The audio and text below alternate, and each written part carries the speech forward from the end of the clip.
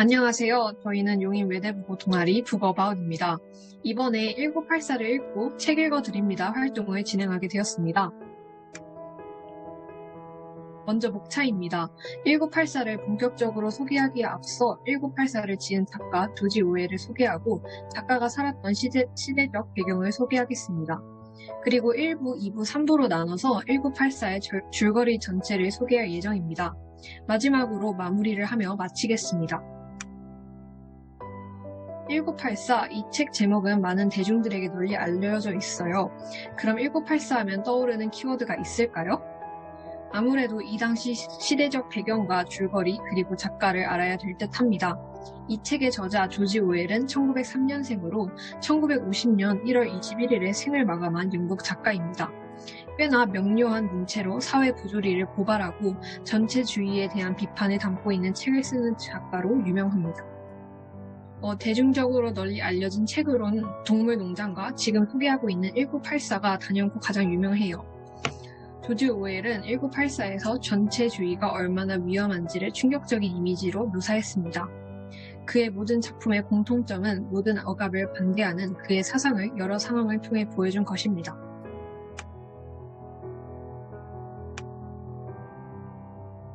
일부를 나서기 전 먼저 1984의 대략적인 사회 체제를 설명해 드릴게요.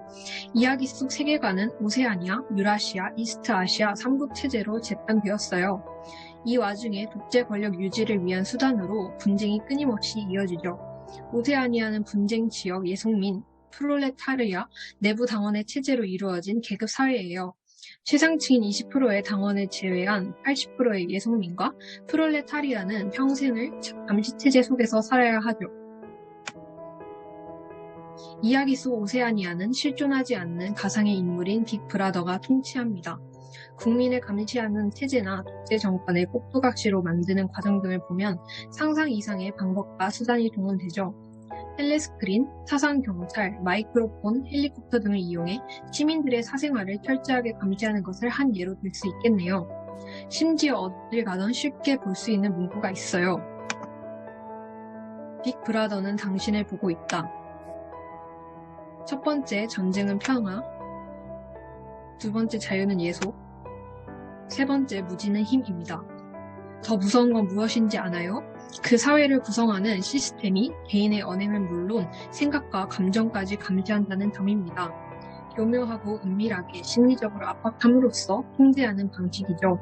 꽤나 섬뜩하고 사회를 유지하는 데에는 효과적인데요. 이제 배경은 어느 정도 설명을 마쳤으니 본격적인 일부를 시작하도록 하겠습니다. 1984년 4월 4일은 풍요로웠습니다. 주인공 윈스턴 스미스는 근무 시간에 대해 자신의 집에 가요. 한번 맞춰보세요. 윈스턴은 자신의 집에 가서 무엇을 했길래 근무 시간에 잠시 시간까지 낸 걸까요? 회사에 가져갈 중요한 물건을 집에 두고 와서 가져오려고 그런 거 아닐까요? 꽤나 그럴듯한데요. 하지만 아닙니다. 그는 일기를 쓰러 가는데요. 그러나 그의 집에는 사람들의 모든 동태를 감시하는 텔레스크린이 있습니다. 모든 주민의 완전한 충성심을 확보하기 위해 당이 설치한 것이죠. 이 텔레스크린에 그가 일기를 쓰는 장면이 포착이 되면 안 됩니다.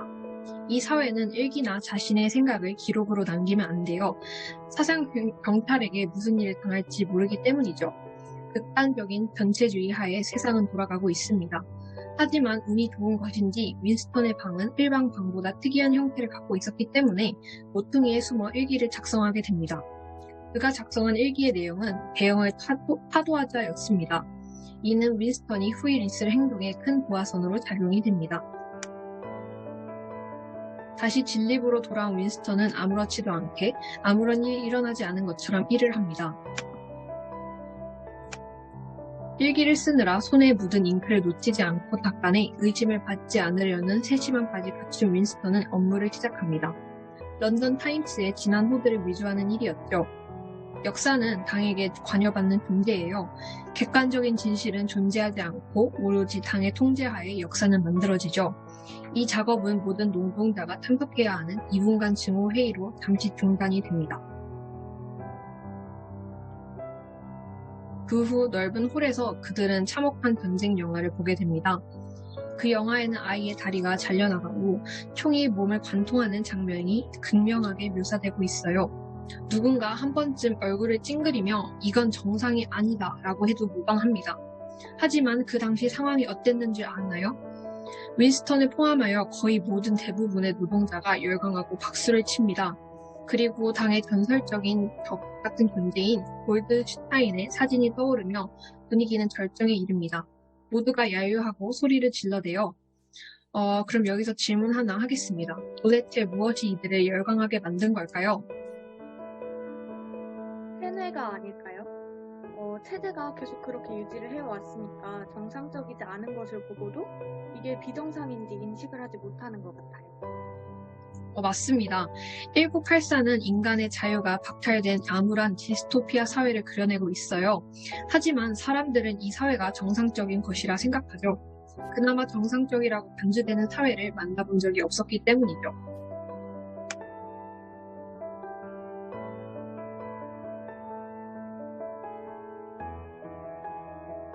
이제부터 2부를 나갈 거예요. 지금까지는 전체적인 이 세계의 체제에 대해서 알아봤다면 이제 본격적으로 윈스턴의 사생활에 대해서 알아보도록 할게요. 항상 그렇듯이 자신의 사무실에서 기록 조작 일을 하고 있던 윈스턴은 화장실에 가게 돼요. 그리고 가는 길에 자신의 운명의 상대인 줄리아를 만나게 되죠. 줄리아는 윈스턴을 보고 당황해서 발을 헛디뎌서 넘어집니다. 그리고 그녀가 일으켜달라고 해서 윈스턴이 그녀를 일으켜 세워주는데 이 만남은 텔레스크린으로 볼 때에는 아주 짧고 무의미한 순간처럼 보였을 거예요. 하지만 윈스턴의 시점에서는 아주 길고 당황스러운 상황이었어요. 그리고 가끔 넘어지거나 진짜 만나기 싫은 사람을 만나는 그런 당황스러운 상황에서 심장이 아주 빨리 뛰면서 시간이 천천히 흐르는 듯한 느낌을 받을 때가 있지 않나요? 저는 이 순간이 윈스턴에게는 그런 순간이었을 거라고 생각해요. 그 이유는 무엇일까요?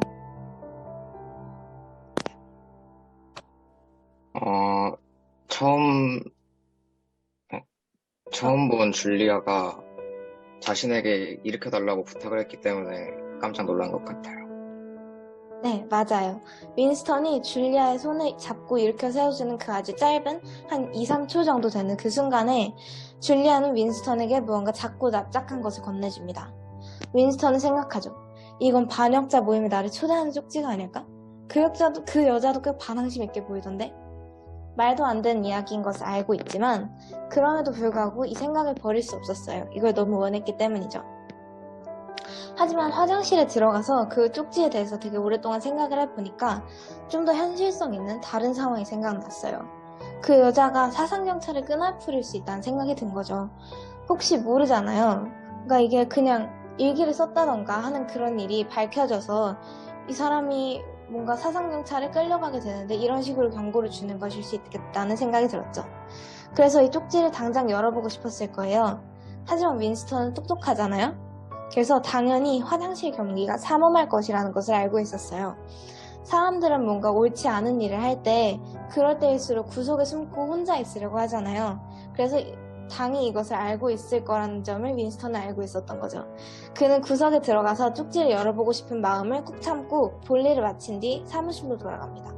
그리고 적당히 업무를 하는 척하면서 쪽지를 열어봐요. 쪽지는 무슨 내용이었을까요? 윈스턴의 예상대로 반역자 모임의 초대장이었을 것 같아요. 아니에요. 이게 뭐 사상경찰이라고 생각할 수도 있고 윈스턴처럼 또는 반역무리라고 생각할 수도 있겠지만 이 쪽지는 사상경찰의 재판에 윈스턴을 부른 내용도 아니었고 반역자의 모임에 윈스턴을 초대하는 내용도 아니었어요. 거기에 적혀있는 거라곤 8글자로 된 세 단어뿐이었죠. I love you. 줄리아의 이런 파격적이고 당황스러운 사랑 고백 이후로 윈스턴은 부쩍 줄리아를 의식하게 됐어요. 하지만 일주일 넘게 줄리아로부터 연락은 없었고 윈스턴은 당의 눈초리를 피해서 그녀와 이야기를 나누기 위해서 무던히 노력합니다. 결국 그녀와 점심시간에 같은 테이블에 앉아있던 남자를 쫓아내고 그녀 옆자리에 앉는데 성공하게 되죠. 하지만 그래도 그녀는 아무 반응을 하지 않았고 윈스턴은 그녀의 마음이 식었을 것이라는 걱정을 하게 됩니다. 그녀가 처음 접근한 지 일주일이 지났어. 그녀는 마음을 바꿨을 거야. 분명 마음을 바꿨을 거야. 이 관계가 성공적으로 끝나는 것은 불가능해. 그런 일은 현실에서 일어나지 않아. 라고 생각하며 절망하고 있을 때쯤 줄리아가 귓속말로 말을 걸었고 결국 그녀의 주도하에 이런 곳에서 만나게 됩니다.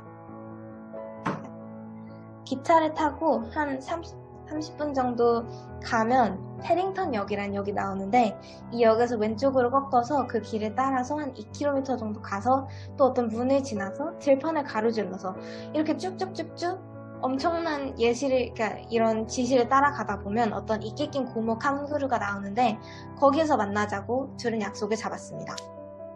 그곳에서 줄리아는 자신의 이름과 직업을 소개하죠.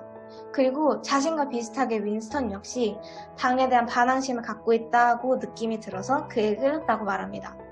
그리고 머뭇거리는 윈스턴에게 자기는 다른 부패한 당원들과 이곳에 몇 번이고 왔다면서 윈스턴을 설득하고 둘은 사랑을 나누게 됩니다. 윈스턴에게 이 행위는 성욕을 해소한다는 의미도 있었지만 그것보다는 성욕을 통제하고 성행위를 역겨운 것으로 규정했던 당에게 어떤 일격을 날린다라는 의미를 같이 가지고 있었고 그래서 아주 통쾌하고 신선한 즐거움을 느꼈습니다. 줄리아도 비슷한 생각을 가지고 있었죠. 그녀는 당이 성욕을 통제하는 것에서 오는 광기와 히스테리를 당에 대한 충성과 숭배, 전투열로 승화시키려고 하고 있는 것이라고 윈스턴에게 말합니다. 이 만남 이후에도 둘은 하렘의 뒷골목이나 으슥한 교회 등에서 미래를 계속 가져요. 그러다가 처음 만났던 골동품 가게 위에 있는 작은 방에 텔레스크린이 설치되어 있지 않다는 것을 알게 됐죠. 여러분이라면 어떻게 했을 것 같아요? 처음에 이런 걸 발견을 했을 때는 좀 해방됐다는 느낌이 들 수도 있겠지만 좀 어떻게든 숨으려고 했을 것 같아요. 그쵸. 이게 너무 계속 거기서 보면 잡힐 위험이 너무 크니까 보통 꺼리게 되는데 줄리아와 윈스턴은 계속 그 방을 빌려서 미래 장소를 사용하게 돼요. 이게 미친 짓임을 알고 있었지만 그럼에도 불구하고 위험을 감수하면서라도 단둘이 있고 싶었던 것이죠. 그 후로도 윈스턴은 평범한 일상 속에 줄리아와의 미래를 섞어가며 행복한 삶을 살고 있었어요. 그런데 가면 갈수록 오브라이언이 반역자라는 느낌을 받게 되었어요. 오브라이언은 당에서 중요한 역할을 맡고 있는 고위 간부였는데 그럼에도 불구하고 이 사람이 반역자라는 느낌이 계속 드는 거죠. 왠지 모르게 그와는 말이 통할 것 같다라는 생각을 계속합니다. 그러던 도중 기회가 찾아왔어요. 오브라이언이 윈스턴이 역사 속에서 지은 시메라는 사람에 대해서 이야기를 꺼냅니다. 이것에 대해서 직접적으로 이야기를 꺼내는 것은 검열에 걸릴 수 있는 아주 위험한 일인데 그것에 대한 대화에 윈스턴을 끌어들임으로써 윈스턴이 그 대화에서 도망치지 못하게 한 거죠. 이걸 보면 되게 능숙한 태도를 볼 수 있는데 아마 이런 태도를 통해서 윈스턴은 오브라이언이 다른 일반적인 당원과는 다르다고 생각한 게 아닐까요? 그리고는 윈스턴이 쓴 글 속에서 새로운 신화사전에 맞지 않는 부분이 있다면 주소를 알려주고 와서 10번째 개정판 신화사전을 가지러 오라고 말하죠. 윈스턴은 이것이 반역무리가 나에게 자연스럽게 오브라이언의 주소를 알려주는 것이 아닐까라는 생각이 들어서 또 반역을 할 생각이 들뜨게 됩니다. 그 사전을 가지러 줄리아와 함께 간 오브라이언의 집에서 윈스턴은 오브라이언 역시 정부에 반감을 가지고 있는 인물이라는 사실을 확실하게 알게 돼요. 둘은 오브라이언과 생각을 나눴고 오브라이언은 거기에 동의했으며 과도적 집단주의 실현을 위한 이론과 실행이라는 책도 추천해주죠. 또한 오브라이언이 그들을 반역 무리에 합류시켰고 반역 무리가 암호와도 같은 말을 알려주게 됩니다. 우리는 어둠이 없는 곳에서 만날 거예요. 이 말을 끝으로 둘은 오브라이언의 집을 떠납니다. 둘은 골동품 3점 위의 미래 장소에서 이 책을 읽어요. 사실 정확히는 윈스턴이 읽고 그걸 들으면서 줄리아는 잠에 드는데 이 책의 목차를 한번 살펴볼까요? 빅브라더는 당신을 보고 있다. 1. 전쟁은 평화. 2. 자유는 외속. 3. 무지는 힘. 뭔가 어디서 들어본 내용 아니에요? 아까 이게 어디서 나왔죠? 당의 선전이요. 맞아요. 당이 항상 벽에 붙여놓고 있는 그 문구이죠. 또한 전체적으로 생각해봤을 때는 우리 역사 속에서 전체주의 국가들이 권력을 잡고 사람들을 통치하기 위해 사용했던 통치 이념들이라는 사실을 알 수 있습니다. 이 책은 이런 사상들을 사용하는 의도와 효과를 설명하는 1984 속의 세계에서는 매우 불순하고 체제에 큰 위험을 끼칠 수 있는 위험한 책이라고 할 수 있겠네요. 그런데 윈스턴이 이 책을 읽고 충분히 이해했을 때쯤 사상경찰이 쳐들어옵니다. 텔레스크린이 없다고 생각했던 이 방이었지만 사실 그림 뒤에 텔레스크린이 숨겨져 있었던 것이죠. 그리고 사상경찰들이 와서 줄리아와 윈스턴을 체포해 갑니다. 이게 무슨 상황인지는 이제 다음 발표자인 은지가 말해줄 거예요. 이제 윈스턴의 수용소 생활이 시작이 됩니다. 그는 천장이 높고 하얗게 번들거리는 타일로 둘러싸인 건방 안에 있어요. 문이 있는 벽을 제외한 나머지 벽 둘레에는 의자가 놓여 있고 맞은편 끝에는 변자 없는 변기가 놓여 있죠. 그리고 벽마다 하나씩 총 4개의 텔레스크린이 설치되어 있습니다. 감시에 최적화된 이곳에 없는 것이 하나 있습니다. 뭘까요? 바로 창문과 시계입니다. 그는 그가 수용된 곳은 시계도 없고 햇빛도 들지 않아 온종일 환한 불이 켜져 있었죠.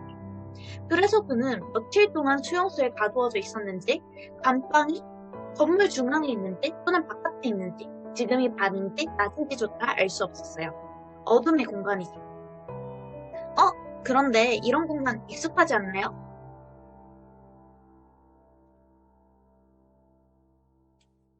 네, 바로 우리는 어둠이 없는 곳에서 만날까요?